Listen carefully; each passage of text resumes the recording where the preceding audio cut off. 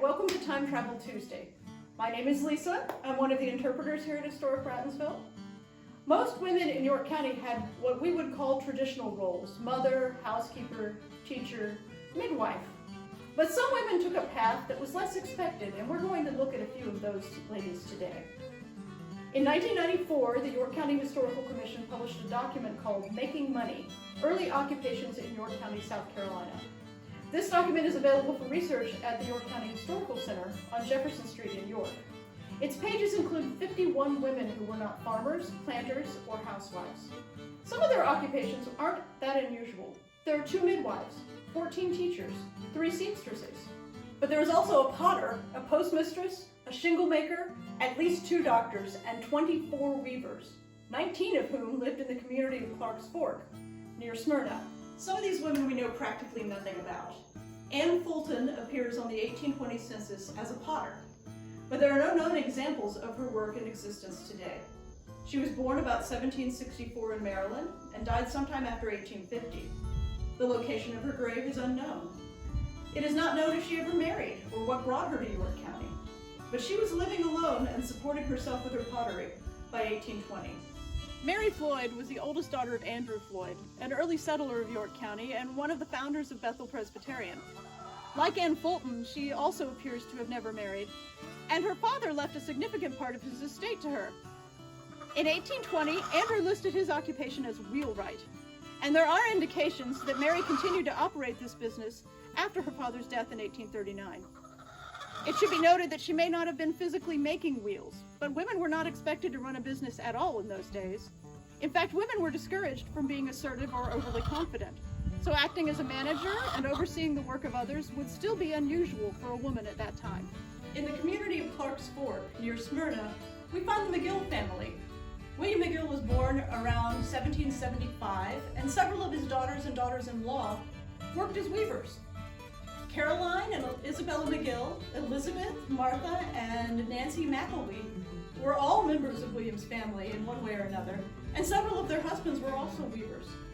Clearly, this was a family business, and the whole family contributed to its success.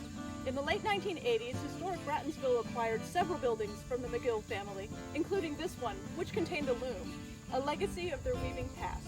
After the Civil War, some women were able to take on roles that had formerly been held by men, simply because there weren't men available for those positions any longer. Jane Guthrie became the postmistress in Guthriesville sometime before 1870, when she was in her 40s, and still held the position 10 years later. Postmaster or mistress was a political appointment and required an oath signed before a magistrate. After receiving their official commission, they would inventory and keep a record of all the mail and supplies in the office, sort and process all incoming and outgoing mail, accept money for postage, and keep accurate records of all the expenses. Earlier in the century, this kind of job might have been considered too much for a woman, but Jane seems to have been very conscientious in her duties. Her obituary in 1896 states that she was, in every respect, a most estimable lady. The following article appears in the Yorkville Inquirer on January 29, 1880.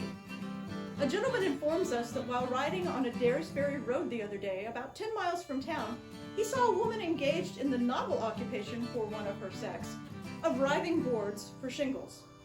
He describes her as young and comely and says she handles the froe with dexterity, her average day's work being 1,500 boards, from 200 to 500 more than the average work of a man. To the many questions propounded her by our informant, she made the most laconic replies, being apparently devoid of the female characteristic of volubility. But he learned from her that her name is Margaret Earls, and that the making of shingles is her regular occupation. There are 2 Margaret Earls on the 1880 census, neither of whom lists their occupation as shingle maker. One Margaret is a black woman, about 38 years old, a wife and mother, whose husband does general labor. The other is white, single, 33, and living in her brother's household.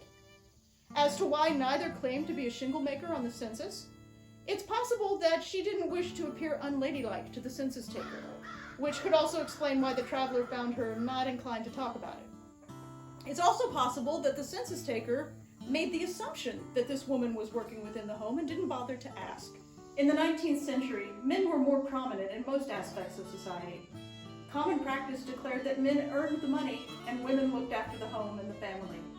But as we've seen, some women found their place outside the expected roles, whether from convenience or necessity, and they left their mark on the community they lived in. Thanks so much for joining us for Time Travel Tuesday. We hope to see you next time.